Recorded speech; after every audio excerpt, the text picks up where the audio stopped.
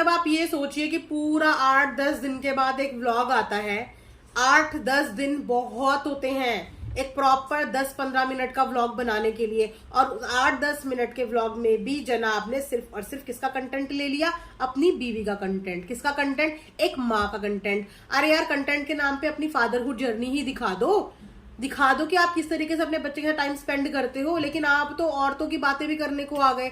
मतलब अब बस यही बचा था देखने के लिए कि अब जनाब के मुंह से आप ब्रेस्ट फीडिंग की बातें सुन लो, जनाब के मुंह से फीडिंग की बातें सुन लो। थोड़े दिन में जनाब डिलीवरी की बातें भी करने लग जाएंगे। मतलब सुसु पोटी तो बहुत दूर की बात है बच्चे की, अब ये यहाँ तक उतर पाए हैं कि अब ये लेडीज के बारे में गायनोकोलॉजिस्ट बन गए हैं, और सारी बातें गायनोकोलॉजिस्ट की अब जनाब ही बताएंगे।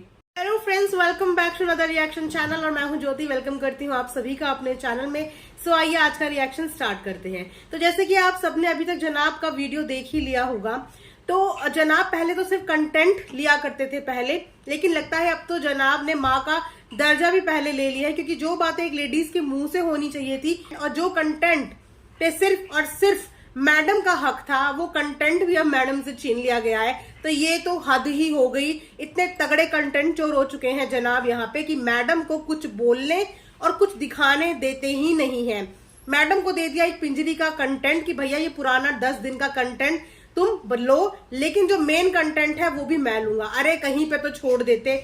जो चीजें सिर्फ एक औरत के मुंह से ही बताने में अच्छी लगती है, वो शायद ज्यादा बेटर भी बता पाती, वो चीजें बताई है जनाब ने अपने मुंह से। अब आप मुझे खुद बताइए कि कार के अंदर बैठ के, एक ड्राइवर के साथ बैठ के, दो मेल्स के बीच में एक औरत के बॉडी से रिलेटेड, फीडिंग से रिलेटेड, ब्रेस्ट फीड से रिलेटेड बात करनी किसको शोभा देती है? वैसे आप लोग बहुत ही ऐसी फैमिली बनते हो जो मॉडर्न नहीं है, जो फैमिली ओरिएंटेड है, जिन्हें पता है कब कहाँ कैसे जाना है, जिन्हें नहीं पसंद कि लोग मॉडर्न ड्रेसेस पहने, जिन्हें नहीं पसंद कि वो बाकी अदर एक्टर्स की तरह पार्टीज अटेंड करें या क्लब्स में जाएं। तो बहुत ही अजीब, इतना ऑकवर्ड लग रहा था लिटरली। पहले तो सिर्फ मैडम ही फीडिंग फीडिंग फीडिंग करती रहती थी, लेकिन अब लगता है मैडम का भूत जनाब के सर पे चढ़ गया है कि इस चीज के बारे में तो मैडम को बताने देते, लेकिन नहीं, इनको हर चीज में उस्ताद बनना है, चाहे इन्हें अधूरी इन्फॉर्मेशन हो, चाहे इन्हें आधी इन्फॉर्मेशन। आप लोग खुद बताइए कि किसको अच्छा लग रहा था उनके मुंह से ये सब बातें सुनने में। अगर यही सब चीजें मैडम बता देती अपने मुंह से, तो क्या वो चीज ज्यादा अच्छी नहीं लगती? और एक चीज और नोटिस करने वाली है कि इन्होंने बोला कि बच्चा जो है, बेबी जो है, वो कंप्लीट ब्रेस्ट फीडिंग में है, उसके अलावा वो टॉप मिल्क बिल्कुल भी नहीं लेता और बार बार रोता है। तो थोड़ा सा ये जानने की जरूरत है कि अगर बच्चा बार बार आपका मिल्क लेने के बाद भी रो रहा है, तो दैट मीन्स कहीं ना कहीं बच्चे का पेट उस मिल्क से नहीं भर रहा है। और रही बात टॉप मिल्क की, तो हमने तो कई बार आपकी साइड टेबल पे फीडिंग बॉटल देखी है, ब्रेस्ट पंप देखा है। तो अगर आप सिर्फ अपना ब्रेस्ट फीडिंग बेबी को करवाती हैं, तो आपकी टेबल पे वो पंप क्यों है, वो बॉटल, फीडिंग बॉटल क्यों है? तो ना इतनी सारी चीजें ये लोग कॉम्प्लिकेटेड कर देते हैं ना कि फिर बोलने के लिए आना पड़े, इतना कंफ्यूजन क्रिएट कर देते हैं। भैया मत बोला करो इतना झूठ कि बाद में खुद ही भूल जाओ कि हमने वीडियो में क्या दिखा दिया था या हमारी वीडियो में क्या दिख गया था। वैसे भी मैडम तो इनकी पचका करने में माहिर है, हमेशा कुछ ना कुछ पचका ऐसा कर देती है।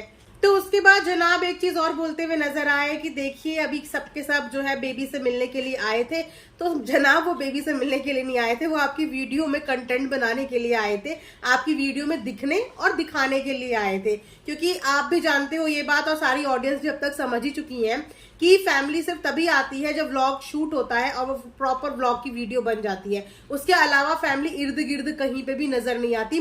जब अकेली मैडम पिंजड़ी बना रही थी, उस समय पे घर का कोई भी मेंबर नहीं था, कोई भी सदस्य नहीं था। तो बोलते हैं कि बीमार है बीमार है, बच्चा बीमार क्यों नहीं होगा? क्योंकि आप सब लोग अनहाइजीन तरीके से रहते हैं। उसी दिन मैं ये बात के लिए टोकने वाली थी कि जिस दिन मैडम को कफ हो रहा था ना, वो लिटरली बच्चे को भी ऐसे गोद में पकड़ा हुआ और उनके मुंह पे ही खांस रही हैं। जिस दिन बच्चों के बाल कट रहे थे इनके बच्चे के, उस दिन भी ये चीज नोटिस करना कि इनको कफ हो रहा था और ये बच्चे के मुंह पे खांस रही हैं।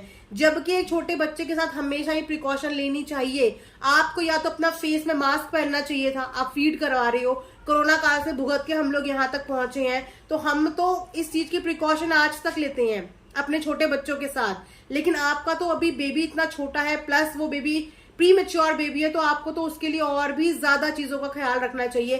खांसी जुकाम कोल्ड कफ सबको हो रहा है और बेबी के इर्द गिर्द ही सबके सब घूम रहे हो, डिस्टेंस मेंटेन नहीं कर रहे हो, मुंह में कोई मास्क नहीं पहन रहा, कोई दुपट्टा नहीं लगा रहा, कॉफ करते हुए कोई ऐसे करके इधर करके भी नहीं कॉफ कर रहा, लिटरली वहीं पे कॉफ कर रहे हैं।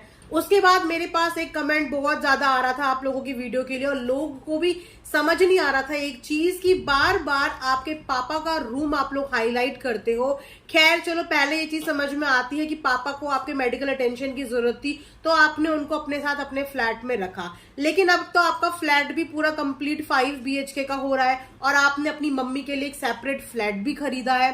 तो जब आपने मम्मी के लिए वो फ्लैट खरीद ही लिया था तो आपने अपने पापा को उनके साथ क्यों नहीं रखा?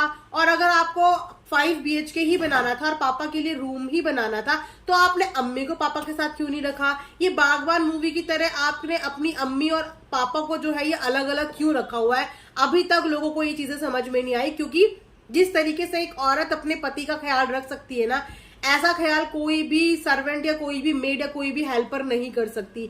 जिस एज में हस्बैंड वाइफ को साथ होना चाहिए, एक दूसरे का सपोर्ट सिस्टम बनना चाहिए, उस एज में पिछले 5-6 महीने से आपके अम्मी और आपके अब्बू दोनों सेपरेट नजर आ रहे हैं। तो ये चीज बिल्कुल भी समझ में नहीं आ रही कि ऐसा क्या हो रहा है। आपकी मम्मी अपने हस्बैंड की केयर नहीं करना चाहती, या आप लोगों ने अपनी मर्जी उन पे भी थोप दी है कि भाई अब तो उम्र हो गई, अब साथ रह के क्या करोगे? वो बेचारे सारा दिन सिर्फ टीवी के आगे लेटे हुए बैठे रहते हैं।